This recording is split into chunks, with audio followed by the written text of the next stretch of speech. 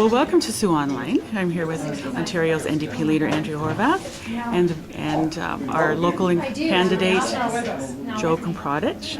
Welcome. Thank you. So today you're in Sault Ste. Marie and sharing the news about a PharmaCare initiative that you've laid out, a policy initiative that was decided on and voted on at your recent convention. Mm-hmm. Now tell me about some of the prescriptions that you're looking at. Like there's a list that you've already started developing, sort of a criteria. So the list itself will be developed by a committee that exists. It has existed for a long time at Queen's Park at the Ministry of Health, and it's called the Committee to Evaluate Drugs. So the Committee to Evaluate Drugs would be responsible. It shouldn't be any politician's decision which drugs are going to be covered. It goes to an expert committee that is already engaged in that kind of work for the other drug plans, like for Trillium and the Ontario Drug Benefit, and so that we would engage that committee.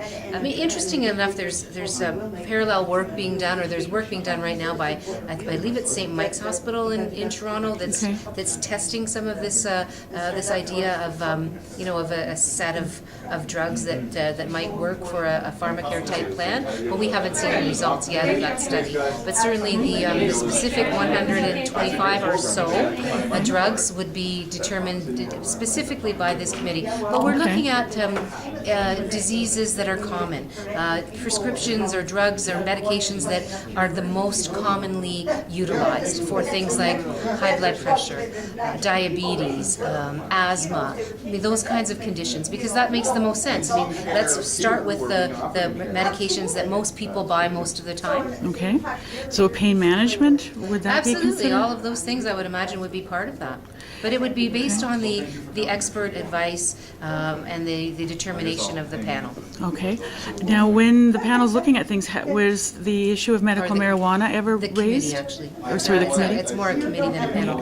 Again, I don't know the answer to that, frankly, but certainly any of those kinds of discussions and decisions would be based on the committee. But I mean, I think there's a whole lot of confusion right now around what's happening with marijuana across Canada. I think the federal government has, they put out some legislation, but there's still a lot of work to be done by the provinces, and so we're going to wait to see where all of that goes. Right. Yeah. Now, in the plan, I was reading the plan, you talk about potentially other sources of revenue to offset the cost coming in. Well, in fact, the cost of the plan from what we can determine, and again, this is based on expert work that's been done across the country. There's a particular expert named Dr. Steve Morgan who attended my press conference yesterday, and it's his modeling that we used to peg the cost at $475 million, which is 1/3 of 1% of the provincial budget. We know that when we're elected in 2018 as government, I'm being very positive thinking in that way, but should we be elected in 2018, it will take us likely till 2020 to be ready to launch. Right. And by that time, our economy will have grown just by independent projections from the Financial Accountability Officer. Our economy will grow. When the economy grows, government revenue grows. So we expect just through economic growth, we will have available to us the amount of money that's necessary to implement this program. Should that not happen for some reason, should we have an economic downturn or a slump, or we don't get there, then we will look to other government programs outside of health to try to make up any shortfall that there might be. And if that doesn't work, then there's certainly a willingness for us to find a revenue stream that will help us fund this program, because we believe that we can't afford not to fund it. But we would make sure that any other revenue stream would be one that does not have a negative financial impact on people or businesses. Okay. And in the plan, you mentioned the copay of $6.11, I think it is. That would be sure. So there wouldn't be a new health premium. There wouldn't be any major costs. It would be at the maximum. Right. It would be the similar copay that what exists right now.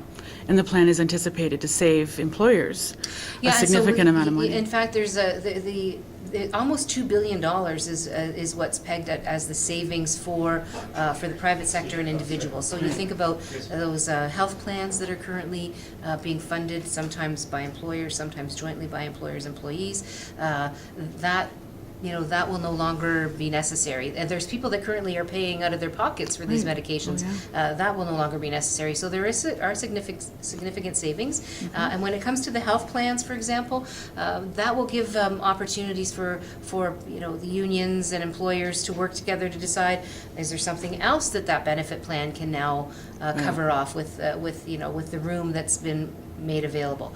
Better dental, maybe better eye care, perhaps. I mean, or maybe savings, for contributions on either side. That will be up to those various parties to make that decision, but it will create a lot of room there.